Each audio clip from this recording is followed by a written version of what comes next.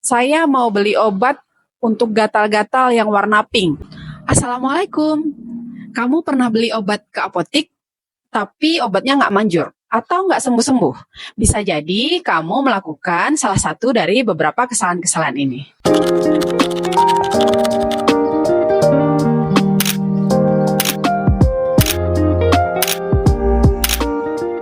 Perkenalkan, saya Apoteker Lestri, apoteker yang berpraktek di apotik, siap membantu dalam pengobatan kamu. Beberapa kesalahan-kesalahan yang sering kalian lakukan ketika membeli obat di apotik. Kesalahan-kesalahan ini bisa berakibat fatal, walaupun kedengarannya sangat sepele. Disclaimer dulu ya, tidak semua penyakit itu bisa kita obati sendiri. Tapi tidak semua penyakit juga yang sedikit-sedikit harus ke rumah sakit. Ada 5 kesalahan umum yang sering dilakukan para pembeli atau pasien ketika membeli obat di apotik. Ikutin satu persatu, mana tahu tanpa kalian sadari kalian pernah melakukannya. Kesalahan yang pertama, datang ke apotik langsung meminta obat tanpa konsultasi. Misalnya, kalian mengalami alergi atau gatal-gatal. Datang ke apotik, langsung meminta, "Kak, saya mau beli obat untuk gatal-gatal yang warna pink." Seperti itu ya teman-teman.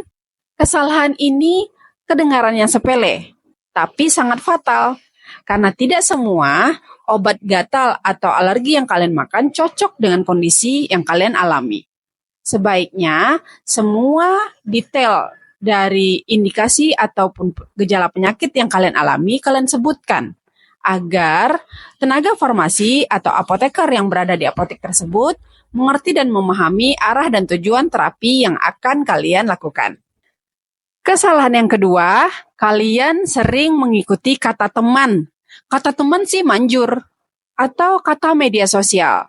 Pengalaman mereka sih obat ini manjur. Nah, ini juga kesalahan fatal yang jika kalian ikuti, penyakit kalian tidak akan sembuh-sembuh. Kenapa? Karena kondisi si A dengan obat yang diminumnya dengan merek A belum tentu sama dengan kondisi badan kalian yang kalian alami pada saat itu. Kesalahan yang ketiga, ini yang paling sering juga terjadi. Tidak membaca aturan pakai.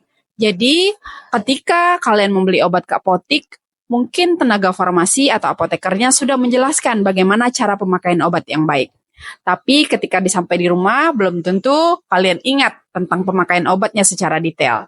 Lalu kalian memakan dan meminum obat tersebut dengan saat itu kondisi kalian masih dalam keadaan sakit. Kemudian ketika sembuh, kalian lupa terhadap obat tersebut tanpa melanjutkannya. Nah, ada beberapa obat yang tidak boleh digunakan seperti itu. Atau kalian hanya meminumnya ketika teringat saja. Misalnya 3 kali sehari, ketika teringat sebelum makan, padahal harus diminum sesudah makan. Bisa menimbulkan nyeri lambung. Seperti ini juga akan berakibat fatal. Apakah kalian pernah melakukan hal ini? Yang keempat. Nah, yang keempat ini biasanya beberapa pasien yang suka bereksperimen. Jadi dia mengalami penyakit tersebut lalu tidak sembuh-sembuh, tidak kunjung sembuh, akhirnya pergi ke dokter. Tetap meminum obat dari resep dokter, tapi juga berinisiatif sendiri untuk membeli obat herbal atau obat alternatif lain untuk dicampur agar penyakitnya cepat sembuh. Nah, hal ini sangat berbahaya juga ya teman-teman jika tidak di bawah pengawasan ahli, karena bisa jadi terjadi interaksi antara obat yang satu dengan obat yang lain. Kesalahan yang kelima.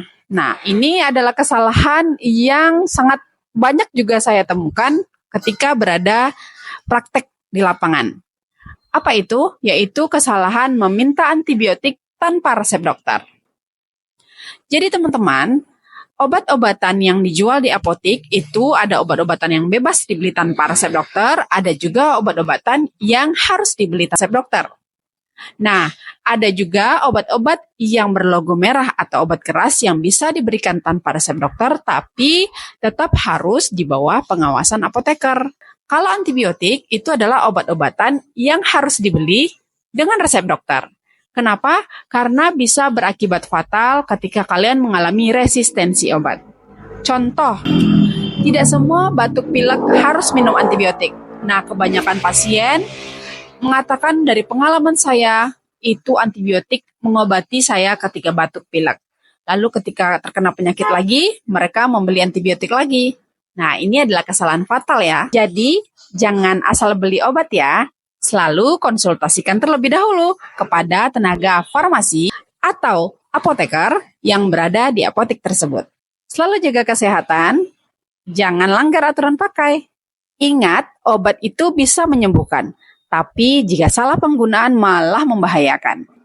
Jika ada pertanyaan, jangan lupa tulis di kolom komentar. Terima kasih sudah menonton. Assalamualaikum.